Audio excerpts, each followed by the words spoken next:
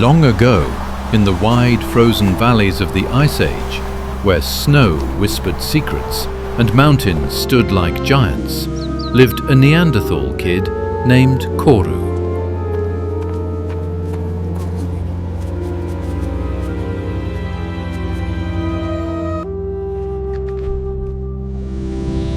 Koru was small, curious, and very proud.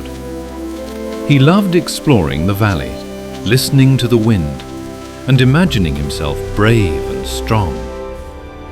Every step he took felt like an adventure. Koru didn't just play in the valley. He loved to make things.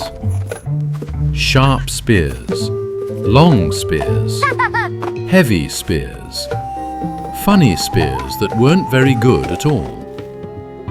Every day, Koru made a new one, because every day he felt like a different kind of warrior.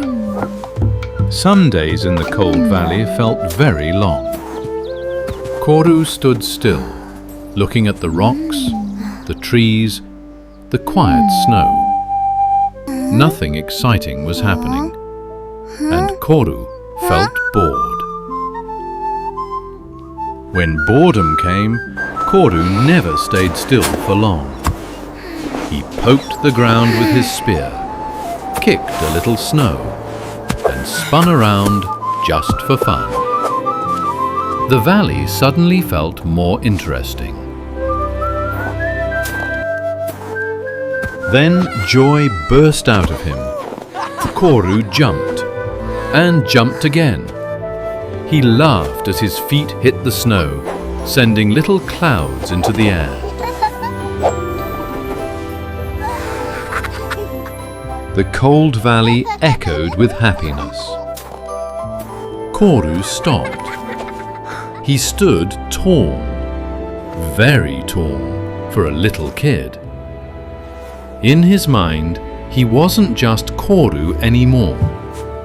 He was a brave warrior of the valley, strong, fearless, ready for adventure, even if his knees wobbled just a bit.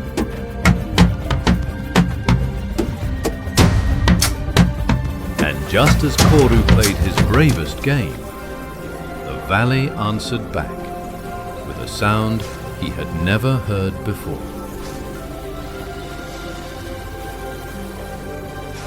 One chilly morning, Koru wandered along a rocky path, searching for berries among the frost and stones. The valley felt peaceful, too peaceful. Then suddenly, thud, thud, thud. The ground shook beneath his feet. Snow tumbled from the trees. The air went still. Koru froze. Out of the drifting mist appeared a baby woolly mammoth. Big, fluffy, clumsy, with wide, innocent eyes. The mammoth sniffed the cold air, sniffed again, and then snow burst everywhere. The mammoth blinked, surprised by his own sneeze. They stared at each other. Not enemies, just unsure. The mammoth trumpeted softly, embarrassed, and turned away. Koru crossed his arms, pretending not to care. They looked at each other and started to fight.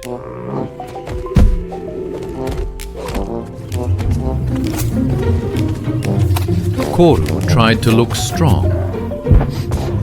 The mammoth tried to look scary. Koru stepped forward bravely and almost slipped.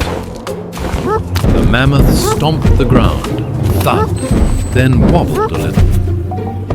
They tried again. Big faces, serious eyes. But everything they did looked funny. Two brave friends trying to fight and failing in the cutest way. Later that day, the sky darkened. a sudden snowstorm rolled in. Wind howled through the valley. Ice covered the paths. The world turned cold and loud. Danger had arrived. Koru slipped into a narrow, icy ditch. He tried to climb out, but the walls were too slick. At the same time, the baby mammoth became stuck between heavy rocks. His little legs trembled. He pulled, but couldn't break free. Above the storm, they heard something familiar. Not words, fear.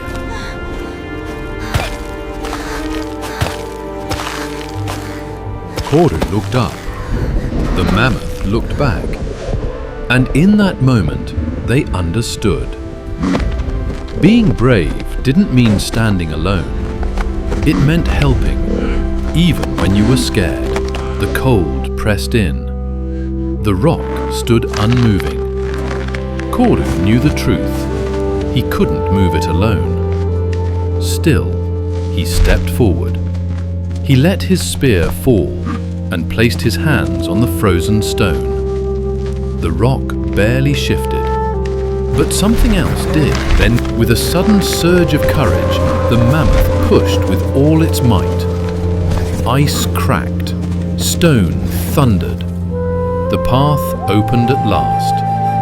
Not because one was strong, but because hope was shared. Because courage, when answered, becomes power. Together, in the heart of the storm, a friendship was born. Stronger than fear, warmer than the cold, and brighter than the snow-filled sky.